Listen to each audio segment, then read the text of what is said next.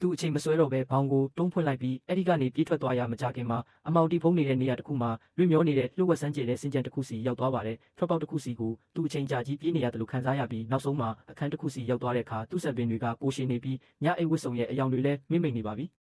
ဒီအခန်းကလည်းအလွတ်ဖြစ်ပြီးသူဝင်လိုက်တာနဲ့တပြိုင်နက်တကားကပိတ်သွားပါတယ်ဒါပေမဲ့ကလေးနဲ့သမီးတွေစားဒီမှာကလူကြီးနဲ့သမီးတွေဖြစ်နေပြီးသူတို့ကလည်းနေရန်ထဲကိုဝင်ပြောက်သွားကသူတို့ရဲ့အင်္ဂါတွေကိုသာခလုတ်ဖြစ်သုံးဖို့ခြံထားခဲ့ပါတယ်ဒါကိုလေ့ကျင့်ခြင်းအဆင့်လို့ခေါ်ပါတယ်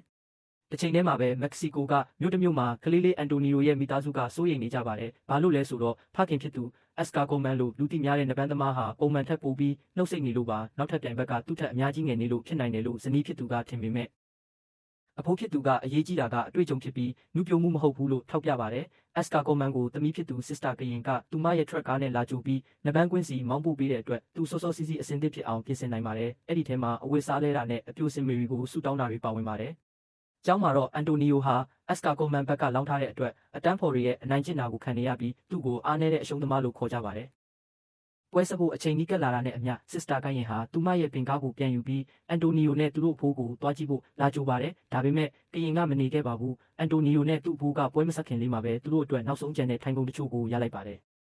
ကွင်းထဲကိုပထမဆုံးဝင်လာတဲ့အဖွဲ့ကတော့စူပါဒီမိုနဲ့တကီလာဂျိုးတို့ပါဝင်ဖွဲ့စည်းထားတဲ့ Northern Tap Ones ဖြစ်ပါတယ်။အဲ့ဒီနောက်အက်စကာကွန်မန်နဲ့သူ့ရဲ့အဖော်ဆေးဘာအီဂဲတို့ဟာ Kiss Me A Lot ဆိုတဲ့အဖွဲ့နာမည်နဲ့ဝင်လာကြပါတယ်။ဆေးဘာအီဂဲကသူ့အဖွဲ့အတွက်ပြောင်းမြောက်တဲ့အစပြုံးမှုနဲ့အတူပထမဆုံးတိုက်ခိုက်သူဖြစ်ပေမဲ့ပြိုင်ဘက်တွေကသူ့ကိုတယောက်ချင်းစီအစားပေါင်းပြီးတိုက်ခိုက်တဲ့အခါမကြခင်မှာပဲအရေးနှိမ်သွားပါတယ်။